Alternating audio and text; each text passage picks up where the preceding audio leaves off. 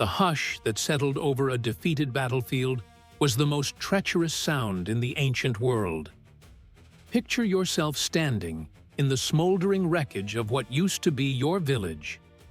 The bronze plate strapped to your arm is split down the middle, worthless. Your king is on his knees, forehead pressed into the dirt. You exhale. Your shoulders finally drop. You convince yourself the nightmare has ended.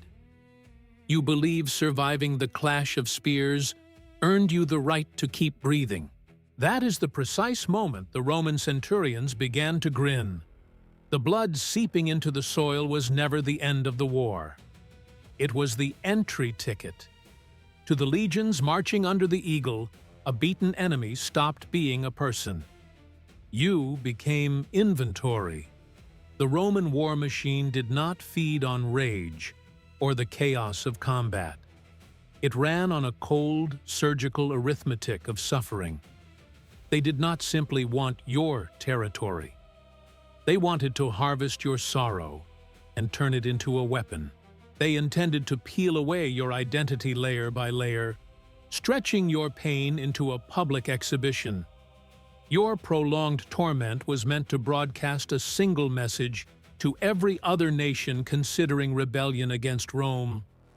What unfolded after surrender shatters anything a modern mind can absorb. From the carefully staged spectacle of the triumphal processions to a deliberate erasure that scrubbed entire peoples off the surface of the earth, Rome built a machine of domination. Death was no longer the sentence. Death became the mercy you would beg for on your knees. Welcome to the Roman architecture of terror. Once you were dragged into its mechanism, only one door led out, and you will not recognize the creature you must become to find it. Before we walk into the darkness together, drop in the comments the city and country you are watching from right now. Take a second to subscribe and support the project. You're watching Ancestral, the best dark history channel in the world. The dust drifting across the battlefield carried two distinct flavors: the metallic tang of opened veins and the burnt mineral sting of broken bronze. The Roman heavy infantry pulled back in disciplined steps. Their short swords dripped. Their lungs rose and fell in perfect measured rhythm. The slaughter portion of the day had concluded. The harvest portion was about to commence. If you happen to be a barbarian fighter sprawled in the wet earth, your kneecap shattered into pieces, you might watch the legionaries reform their lines and feel a fragile rush of relief flood your chest. You had survived the meat grinder. Surely the worst was behind you now. You could not have been more mistaken. The soldiers were not standing down. They were stepping aside to make room for the bookkeepers. From behind the Roman formations emerged a different breed of man entirely. No armor, no helmets, clean wool tunics. They carried wax tablets pressed against their forearms and styluses tucked behind their ears. Coiled in their fists hung lengths of black iron chain. These were the mangones, the professional slave dealers of the Roman world. They followed the legions across every campaign, the way vultures track a wounded caravan. But unlike vultures, they had zero interest in the corpses. Their business was the survivors. They moved among the wounded with the bored, calculating gaze of livestock buyers wandering a cattle market. This is the engine almost no schoolbook teaches you about. The Roman Republic, and later the Empire, did not wage war purely for honor or expansion or the glory of consuls. War was a corporate operation. The product being extracted, sorted, and shipped was human meat. The merchants worked at a quick, professional pace. They performed instant triage on the wounded. If a man had a punctured stomach or a stump where his arm used to be, the Mangone simply tilted his head toward a nearby auxiliary soldier. A short, clean push of a blade into the throat finished the conversation. This was not mercy. It was accounting. A dying captive could never survive the march back to the Italian markets. A dying captive consumed bread and water that produced no return. He was a liability on the ledger. Only the young, the muscular, the resilient were permitted to keep breathing. Once the inventory had been selected, the dismantling of the human being began with industrial precision. Survivors were stripped completely naked, right there in the open field. Their family armor, forged by their grandfathers, was thrown into smelting piles to be melted into Roman ingots. The torques that marked their nobility, the rings that announced their tribe, the leather amulets their mothers had pressed into their hands as boys, all of it was ripped away and dropped into wooden crates. The wind hit their bare skin. They were no longer Gauls, no longer Carthaginians, no longer Greeks. They were rows of numbers on a wax tablet. Iron collars were hammered around their throats, sealed with thick rivets that only a blacksmith's tools could ever undo. From those collars ran heavier chains, linking 20 or 30 men together in single file. The ergastula, the chained columns of human cargo, were assembled right there in the smoking ruins of the villages they had been born in. The scale of this enterprise is almost impossible to hold in your mind. Look at what Julius Caesar did to Gaul between 58 BC and 50 BC. Caesar did not simply defeat the Gallic confederations, he liquidated them. 8 years of campaigning produced numbers that read like a corporate quarterly report from hell. Roman records boast that 1 million Gauls were cut down in combat. Another full million were dragged away in chains. Stop for a moment and try to actually picture that figure. 1 million human beings, naked, collared, roped together, marched across an entire continent. The logistics required to move an unwilling population of that magnitude required a level of cold organization that borders on the psychopathic. Rome did not waste wagons on captives. Rome did not pitch warm camps for them. The chained lines were force-marched through alpine passes, through freezing rain, through ankle-deep mud that turned every step into agony. If a captive collapsed and could not be lifted back to his feet, no one unlocked his collar. The men chained to him in front and behind simply continued walking, dragging his body through the dirt until the friction killed him. Only then would a guard step in with a sword and separate the head from the corpse, freeing the body from the line. The headless remains were left in the ditch for whatever animals happened to find them first. The flood of Gallic captives became so enormous that it broke the Mediterranean economy. Caesar dumped so much human inventory into the markets that the price of a single slave collapsed below the price of a clay jug of cheap wine. A man's entire life and lineage was now worth less than a meal. This was not a bug in the Roman system. This was the system. The aqueducts that still stand in postcards today, the marble forums, the silver coins that paid the legions, all of it was financed by the muscle of men who had once ruled their own valleys. But physical chains alone were not enough. A captured warrior remains a warrior inside his skull. If he holds on to his pride, he becomes a time bomb. He waits. He counts the guards. One night, he wraps his iron chain around a sleeping centurion's neck and dies smiling. Rome understood this danger with absolute clarity. They had spent centuries thinking about it.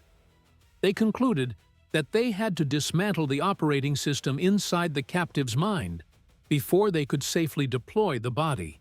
They engineered specific ceremonies built for exactly this purpose.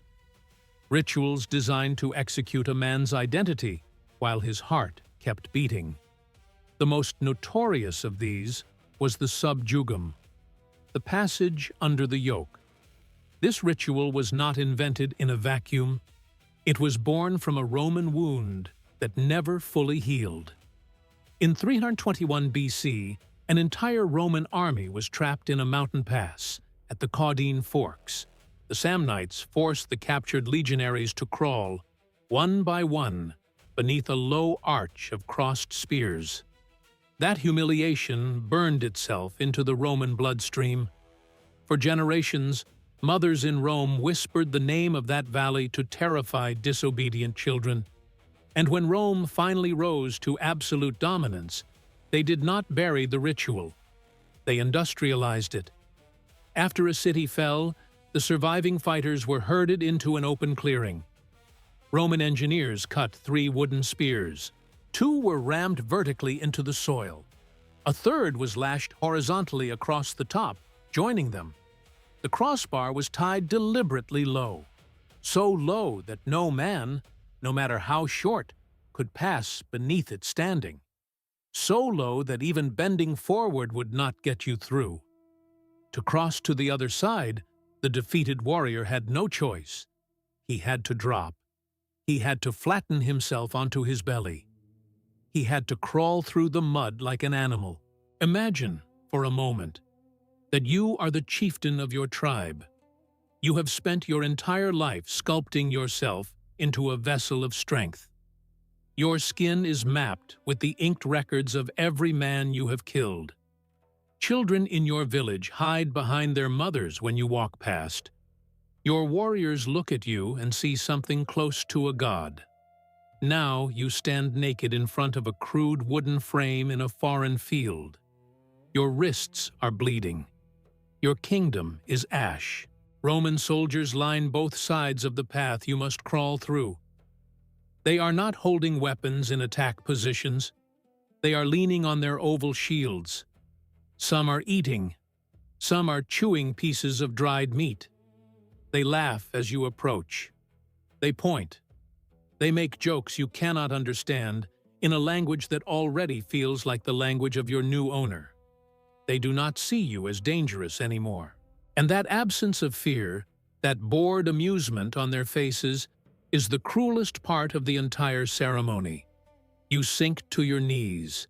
You press your palms into the cold mud. You crawl.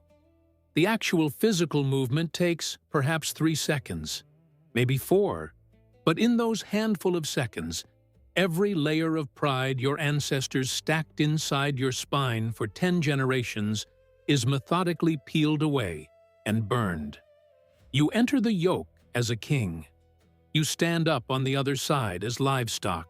And the worst part is that your own mind agrees with the transformation. Because the body acted it out, the soul accepts the verdict.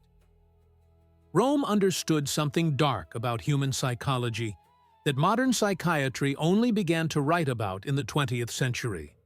They understood that if you force a man to physically rehearse his own degradation, his interior collapses to match the choreography.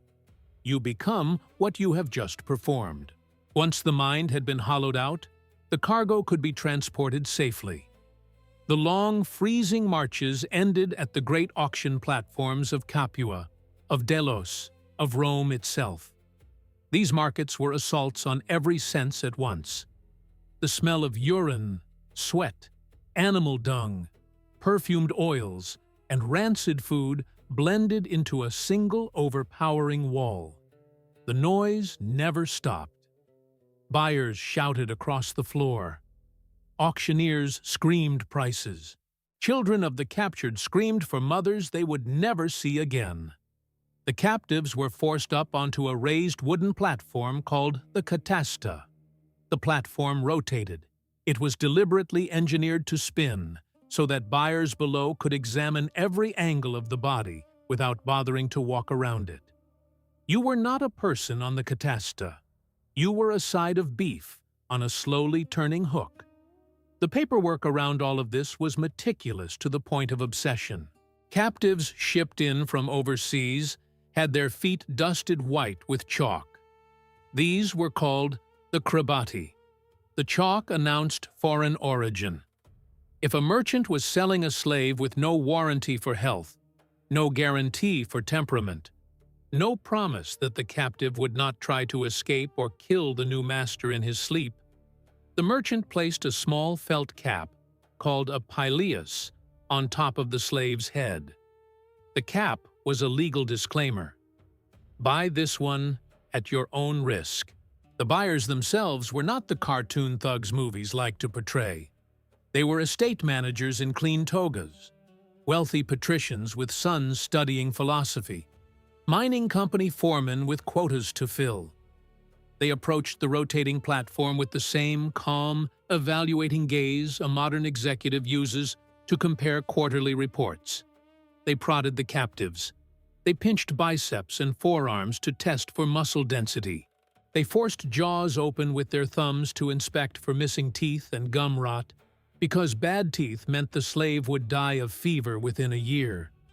They stared deep into the captive's eyes, searching for one specific thing: any leftover spark of defiance, any flicker of the warrior who used to live there. If they found that flicker, the price dropped immediately. Nobody on Roman soil wanted to pay full market value for a future rebellion. To make sure no piece of property ever truly went missing, Rome equipped the iron collars with small bronze identification tags. These tags have been pulled out of the European dirt by modern archaeologists by the hundreds. The inscriptions on them are unbearable to read once you understand what they mean. A standard tag read, "Tene me ne fugiam, et revoca me ad dominum meum." Hold me so I do not flee, and return me to my master. The tag included the master's name, the street, the estate, the city. You wore your own subjugation hanging against your collarbone. The metal was freezing in winter and burning in summer. The edges chafed your skin until calluses formed. The tag was not just a label. It was a permanent, physical sentence carved into your daily existence. Every breath you drew, every drink of water you swallowed, the tag tapped lightly against your chest as a reminder. Your life belonged to a name carved on metal. This is the foundation almost nobody wants to look at. The marble temples that tourists photograph today, the famous philosophical schools, the brilliant engineering of the aqueducts, and the roads, all of it was financed by this relentless, grinding industrial mill of human suffering. The history books like to sanitize it. They show you the polished statues and quote the elegant speeches in the Senate. They walk you quickly past the dried blood under the auction platforms. But the truth is that history is built on these exact hidden mechanisms. The marble is always sitting on top of the iron, and we refuse to look away from the iron. We dig through the cleaned-up records to find the rust beneath the polish. If you want history without the perfume, without the apologies, without the gentle edits, you belong inside the lineage. The lineage is the channel membership club. By joining, you are not simply tossing a coin into a digital jar. You are stepping into the inner ring. You become part of the team that keeps these investigations alive at the highest possible production quality. You get early access to archives. You get exclusive deep dives into the corners of history almost no one is brave enough to touch. Click the Join button below the video and take your seat among the few who refuse to flinch. The sorting that happened on the rotating platform decided the precise flavor of hell waiting on the other side of the sale. The strong men with no education, no useful skills, were bought in bulk by agricultural corporations and shipped to the massive latifundia estates, chained to plows under a sun that boiled the brain inside the skull. The truly unlucky ones were purchased by the mining consortiums. If you had been a common foot soldier in a tribal army, your destination was almost certainly the silver mines of Iberia.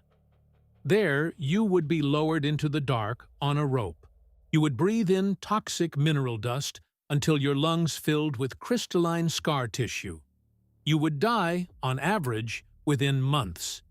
You would never see the open sky again. Your bones would become part of the mountain. But Rome played by a completely different rulebook when it came to the elite.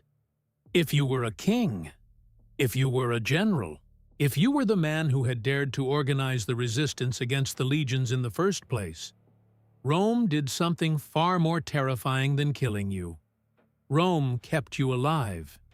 They fed you carefully. They tended your wounds, not because they pitied you, because they had built a stage for you in the Capitol. And the show they were about to put on with your body had been rehearsed for centuries. The blackness underneath the Capitoline Hill was the kind of blackness that has weight. It was wet. It pressed against the skin like a second body. If you had been unlucky enough to be defeated by Rome, and unlucky enough to carry royal blood in your veins, the chains and the long march were never the final destination. You were transported to the very center of the known world and dropped into a stone shaft called the carcer. There you sat, for weeks, for months, sometimes for years. You listened to the slow drip of water working its way down through the arched ceiling. You counted the drops, because counting was the only mathematics left available to you. And you waited. Not for a trial, not for a verdict. There would be no judge.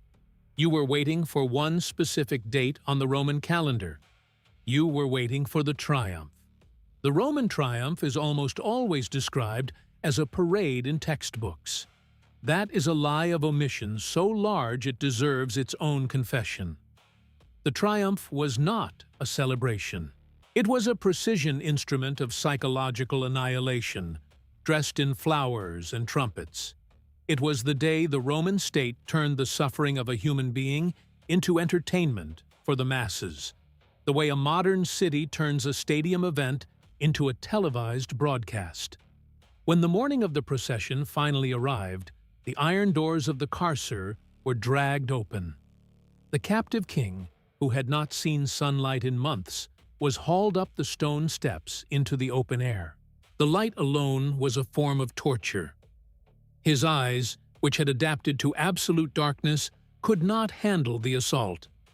Tears poured down his face. The crowd would later interpret those tears as weeping in defeat. They had nothing to do with defeat. They were a simple physical reaction. But Rome did not care about the truth of those tears. Rome only cared about how they looked from the bleachers. The sensory overload hit the captive before he could even adjust. Rome on the day of a triumph was an avalanche of noise. Hundreds of thousands of citizens packed against the route.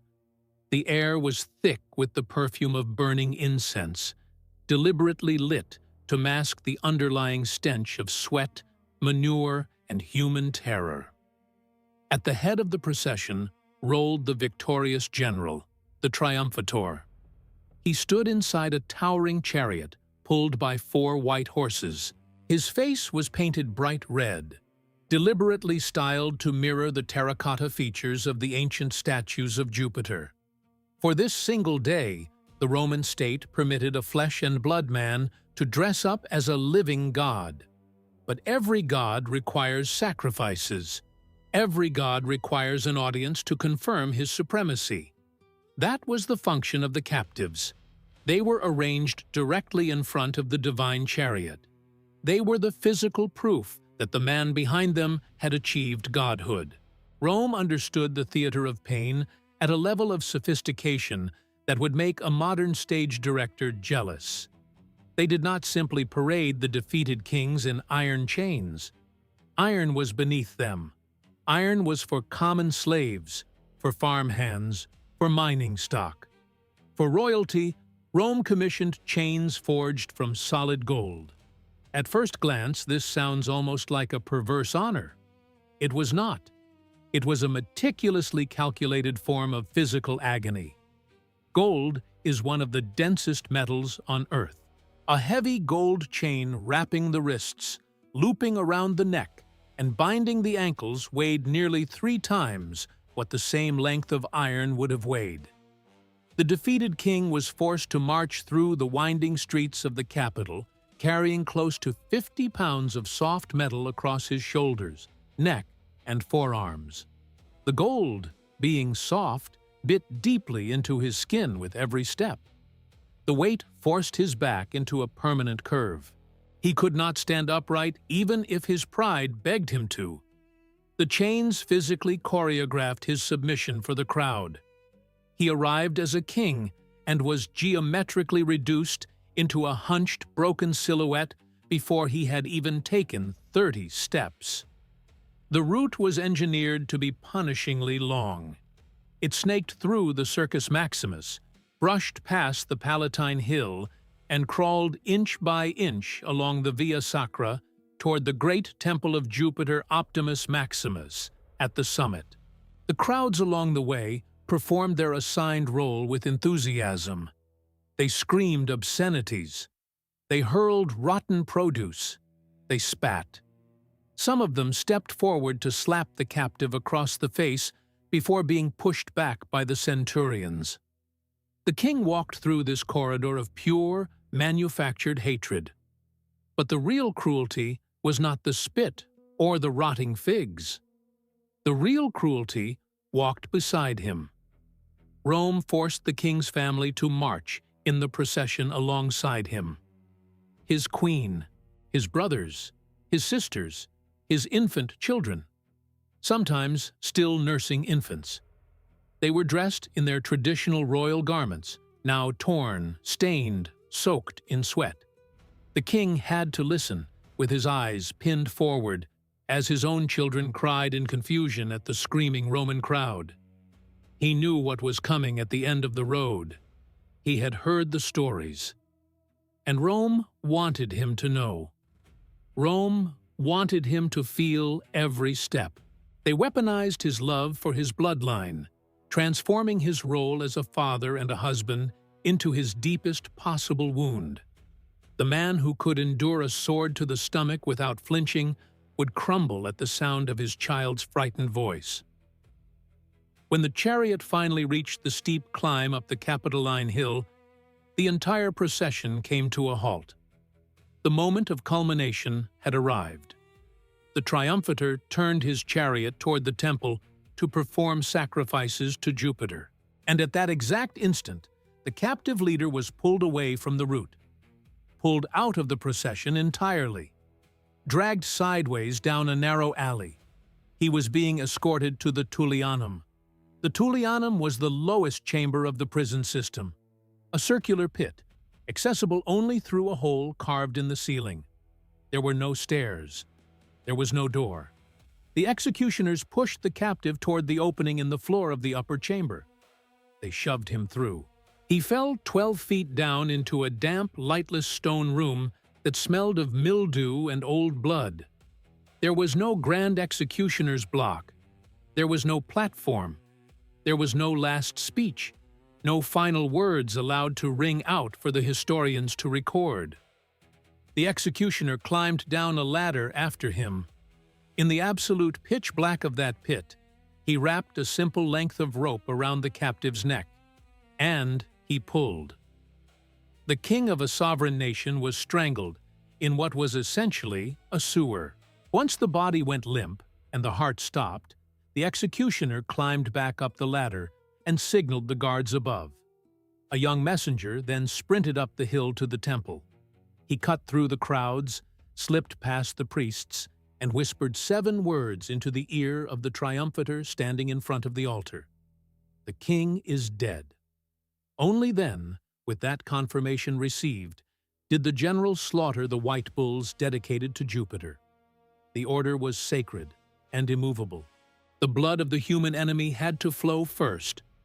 Only after that could the blood of the beast follow.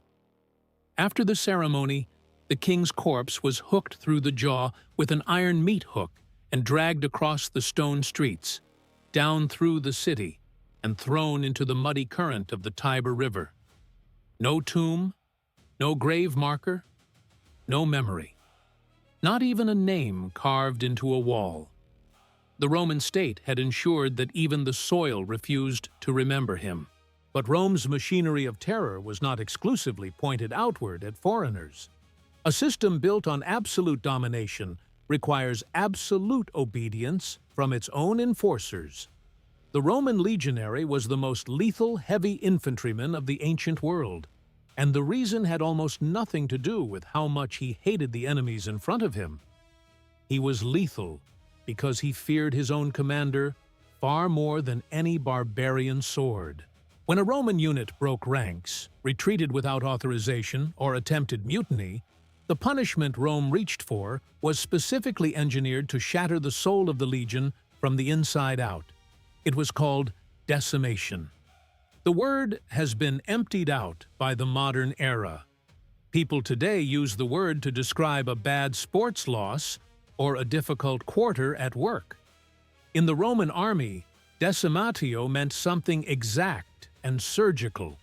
It meant the removal of 1 out of every 10. If a cohort of 500 soldiers showed cowardice in battle, they were marched outside the camp walls in disgrace. They were stripped of their armor, stripped of their weapons, stripped down in some cases to their tunics, sometimes even further. The commander ordered them to form ranks in the open dirt. Then the men were divided into groups of 10. And here is the part that most history teachers gloss over. These were not random men thrown together. The Roman army was organized around a tent group system called the contubernium. These 10 men shared a single leather tent every night. They ate from the same iron pot. They marched shoulder to shoulder. They had stood next to each other in battle for years. They knew the names of each other's wives. They knew which one snored. They knew which one prayed to which god before a fight. An officer approached each group of 10 carrying a polished bronze helmet. Inside the helmet, 10 stones, 9 of them white. One of them, somewhere in the bottom of the pile, black. The soldiers reached in one by one without looking.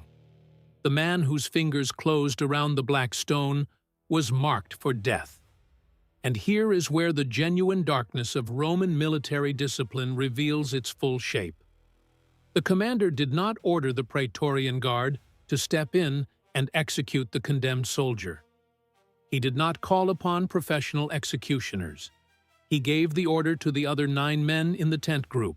9 men who had pulled white stones were each handed a heavy wooden club, called a fustis.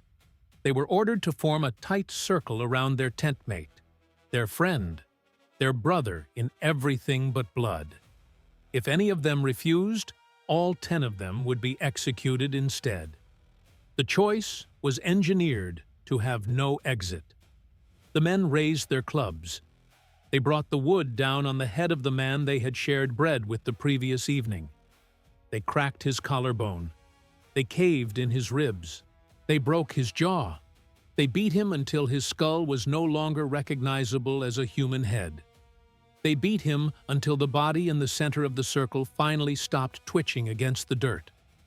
Rome forced its own soldiers to bludgeon their closest friends to death with their own hands. And the survivors were not given relief afterward. They were not embraced. They were punished, too.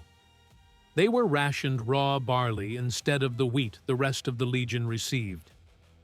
Barley was animal feed. The message was unmissable.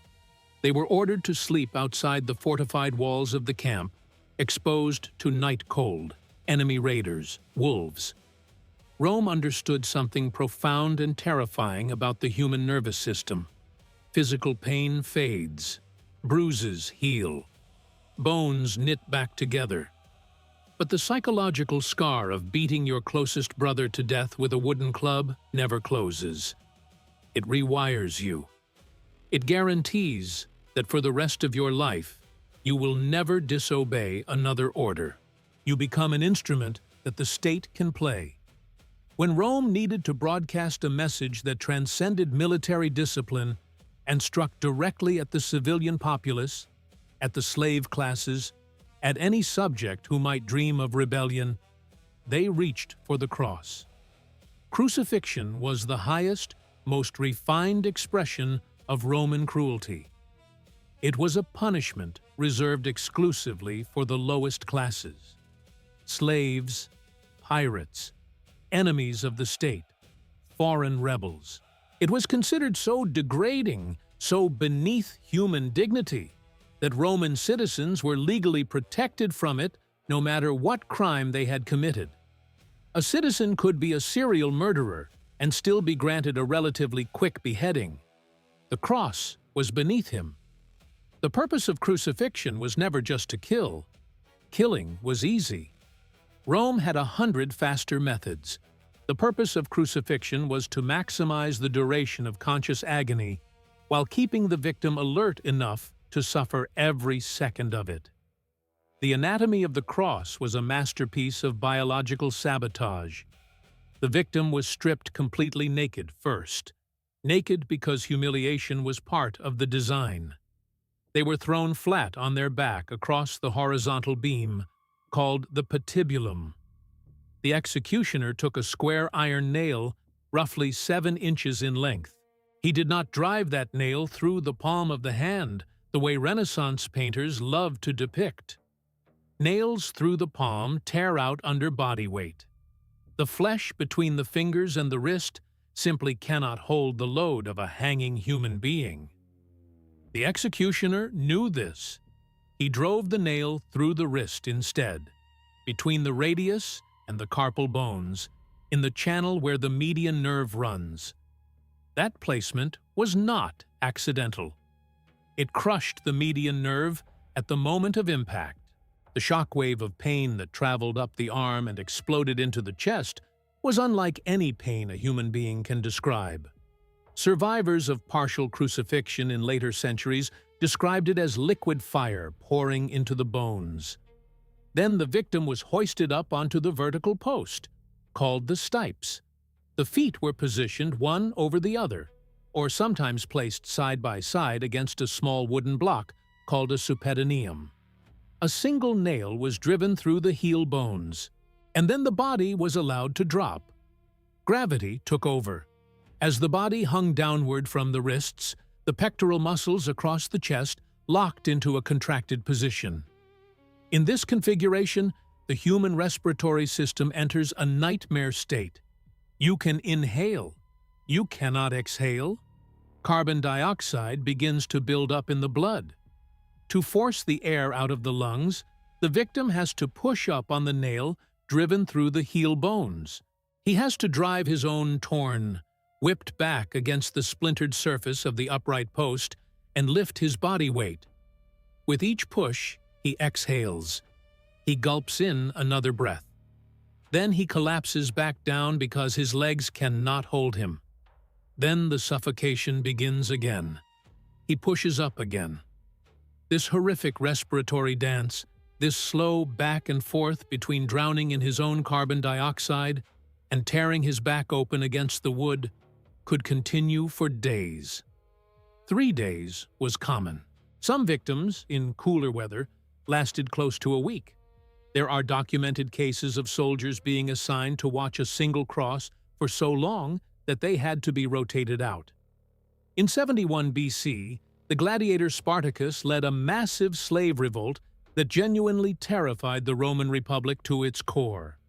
When Marcus Licinius Crassus finally crushed the uprising, he did not simply want to claim victory.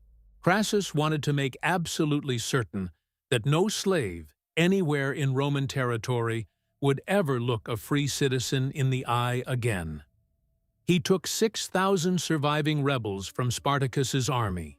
He ordered them marched to the Via Appia, the great paved highway that connected the city of Rome to the city of Capua. Crassus ordered the construction of 6,000 crosses. He had them lined up along the side of the road. For 130 miles, the most famous highway in the empire was transformed into a corridor of rotting flesh. A traveler walking that road did not just see the warning. They heard it. They smelled it from miles away. 6,000 men hung in the air, each one pushing up on his nailed heel bones to drag a single breath into his lungs. The collective groaning carried on the wind. Crows came in by the thousands.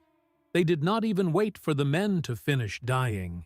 They landed on the crossbeams while the victims were still conscious and pecked at their eyes because the men no longer had the strength left to swing their arms in defense. Wild dogs gathered at the base of every cross, sitting patiently like trained hounds, waiting for the blood that dripped down the wood. The smell traveled for days. Anyone walking from Rome to Capua, or from Capua to Rome, carried that smell home with them. The lesson had been broadcast on a scale that no public announcement could ever rival. And that was exactly the point. This was the architecture of an empire, a system constructed, foundation to roof, on the public display of extreme, deliberately engineered violence. And the records of this cruelty were not left to legend or rumor. They were meticulously documented at the time. The primary source for the anatomical and structural realities of these Roman punishments is a text you can access right now. Look at your screen. Click the View Products button. The book featured there is a monumental archive of terror.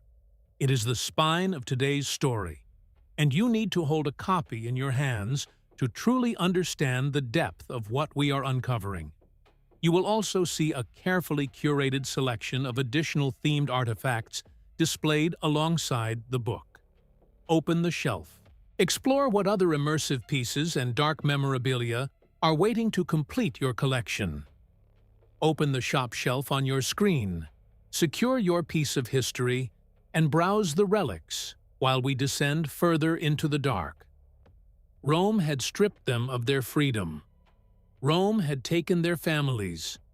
Rome had crushed their bodies against the wood. But even as a man hung gasping on a cross, even as his lungs filled with carbon dioxide, he still owned two things. He still owned his name. He still owned his gods.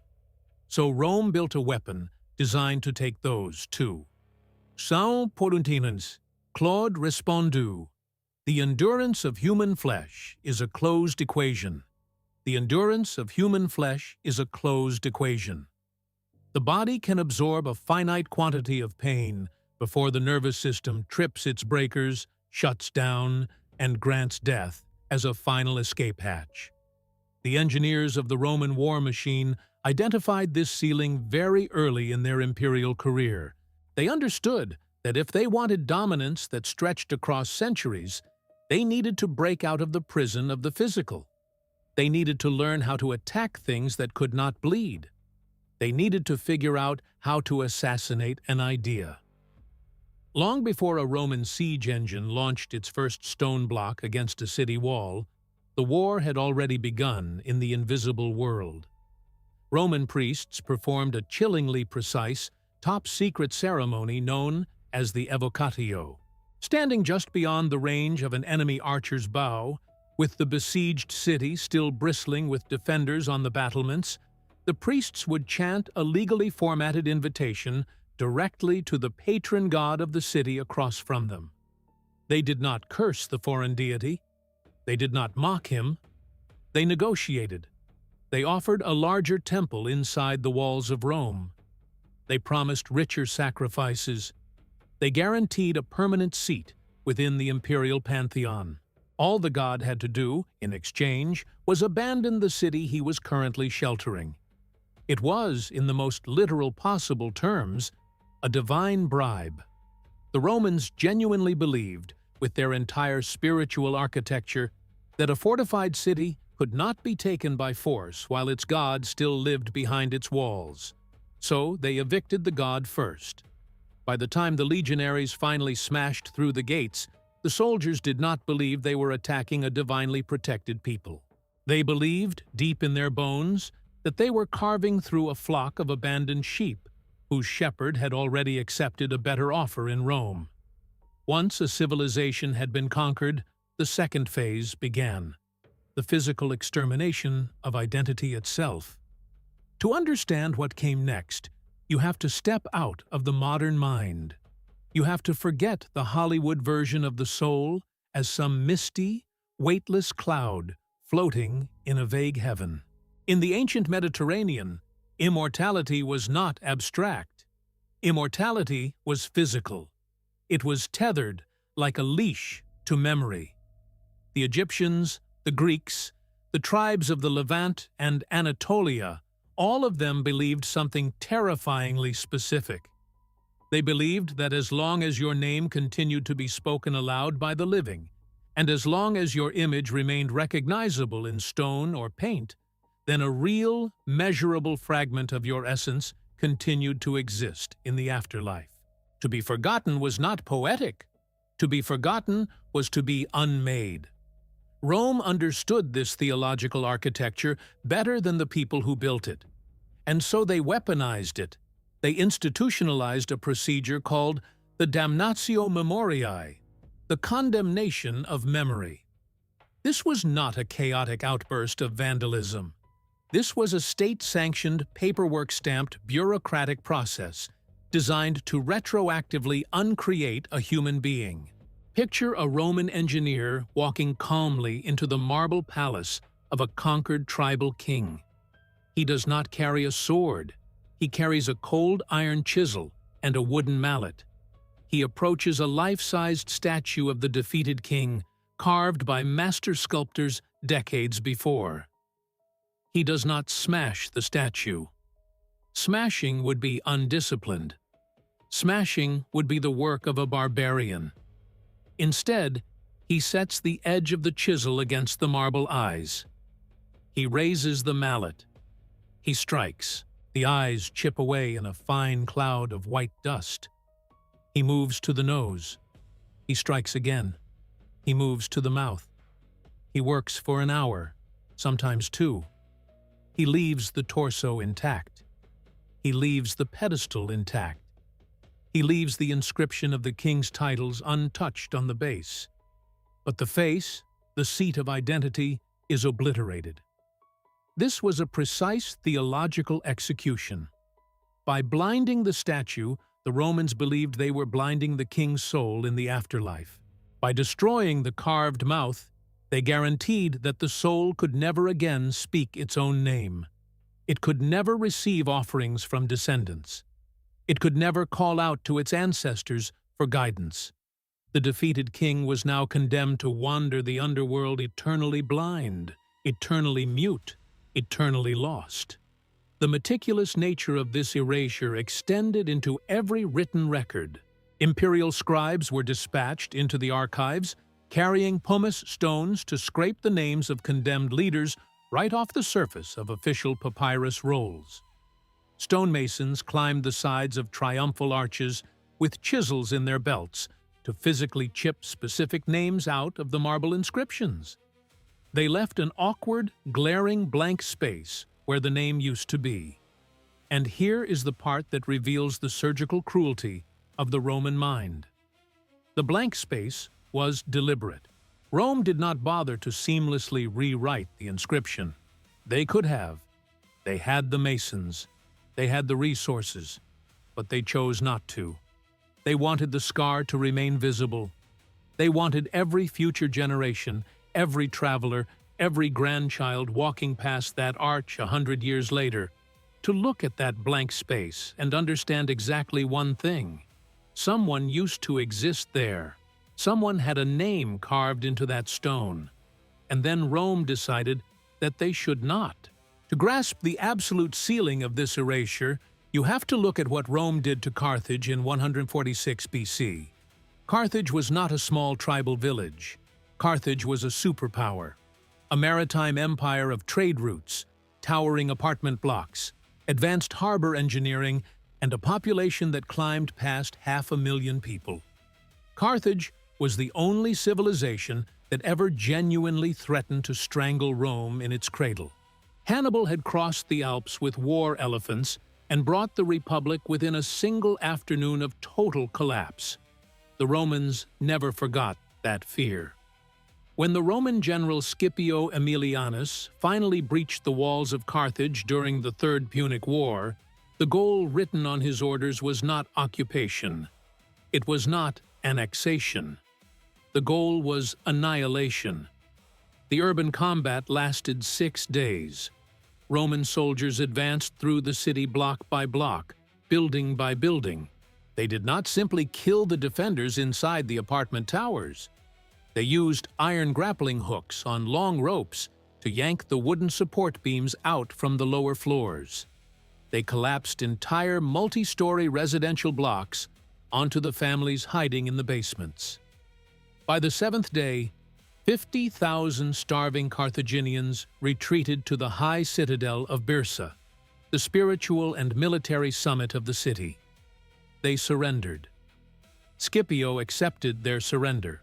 He sold every last one of those 50,000 human beings into slavery, scattering Carthaginian DNA across the Mediterranean basin until the bloodline itself was diluted past recognition. And then he gave the final order. The Roman legions stopped being an army. They became a demolition crew. They set fire to the merchant docks. They torched the shipyards. They burned the great libraries, where centuries of accumulated knowledge about navigation, astronomy, and agriculture lit up the night sky in a glow visible from miles offshore. The heat was so intense that it cracked the limestone foundations of the city walls. But fire is chaotic. Fire leaves uneven destruction. Rome required uniformity. After the flames finally died down, engineers organized systematic labor crews to dismantle whatever stone structures still remained, block by individual block. They threw the rubble into the harbor to choke the waterways. They dragged iron plows back and forth across the scorched earth where the markets used to stand. The popular legend claims that the Romans salted the earth to prevent crops from ever growing again. The historical reality was actually more profound and more chilling. Roman priests performed a solemn religious curse over the soil, declaring the entire territory permanently condemned, theologically poisoned, spiritually uninhabitable. Carthage, a city that had stood for 700 years, a culture that had mapped the stars and built armadas that once ruled half the Mediterranean, simply ceased to exist. Rome converted a superpower into an empty pasture. Travelers passing through the region a generation later could not tell that a city had ever stood there. Less than 3 centuries later, this same machinery of erasure was unleashed on the Judean hills. In AD 70, 4 Roman legions under the command of Titus surrounded Jerusalem. The siege itself was a masterpiece of engineered starvation. Roman engineers built a wall completely encircling the city, a strategy designed to seal every escape route and let famine do most of the killing for them. When the walls of Jerusalem finally fell, the focal point of Roman fury was not the palace, not the treasury, not the military garrison, it was the Second Temple. And here, you have to understand what the temple actually meant. It was not simply a building. It was not simply a place of worship. For the Jewish people, the temple was the literal dwelling place of the divine on earth. It was the precise geographic point where heaven and earth touched. It was the absolute center of cosmic, cultural, and spiritual identity. During the slaughter inside the temple courts, the building caught fire. The flames climbed up the cedar roof beams and traveled across the gold-plated doors. The heat trapped inside the sanctuary reached temperatures capable of melting precious metals. The gold ornamentation, the decorative plating, the sacred vessels, all of it liquefied. Streams of molten gold ran down the stone walls like glowing rivers and seeped deep into the cracks between the foundation blocks.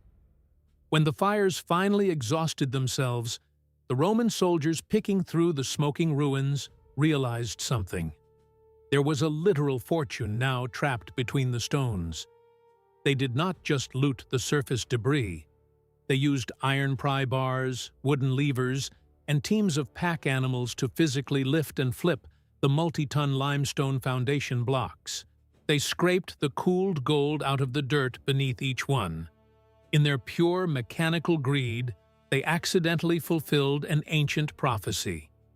They dismantled the temple so completely that not one stone was left resting upon another. But the physical destruction of the temple was only half the operation.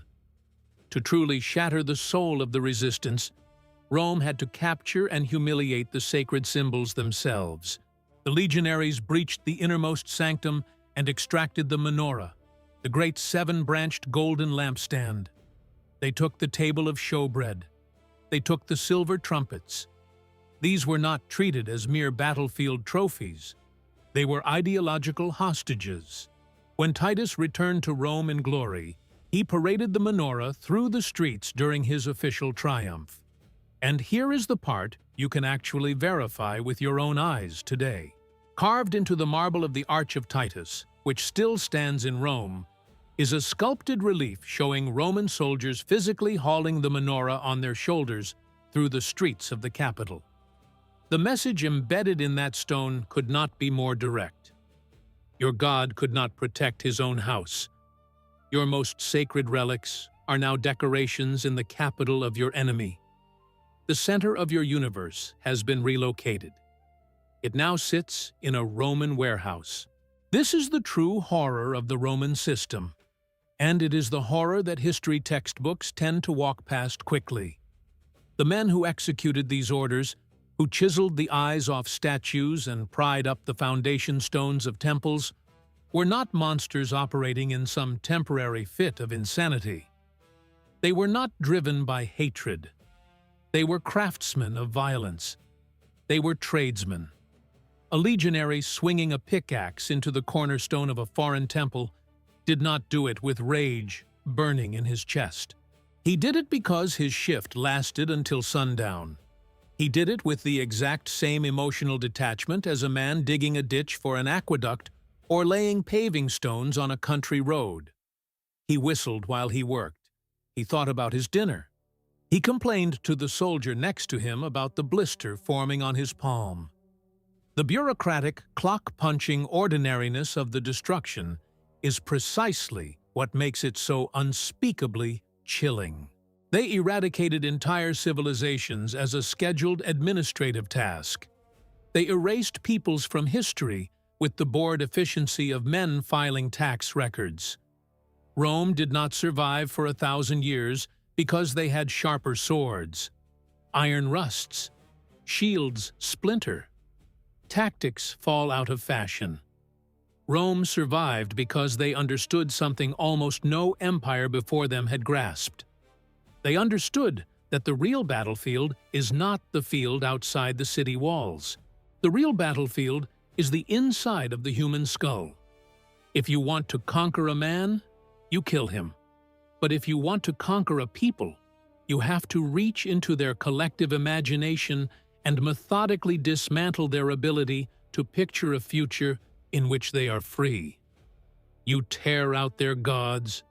You scrape their names off the stones. You blind their statues.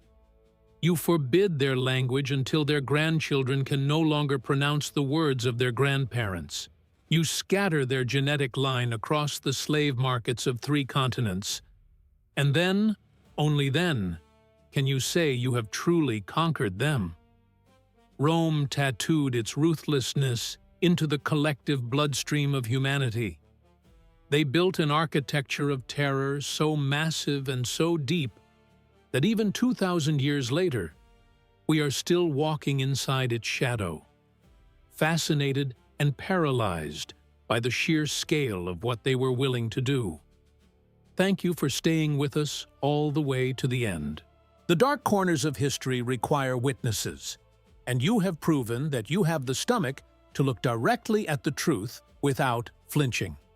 Take a second to subscribe, hit the like button, and share this video with someone who needs to understand exactly how the modern world was hammered into shape inside the forges of antiquity. You've just watched another premium documentary by Ancestral, your ultimate history hub on YouTube. The descent does not stop here. Point your attention to the video appearing on your screen right now. Click it and watch it immediately to continue your journey deeper into dark history. It is the mandatory next step in your descent into the past.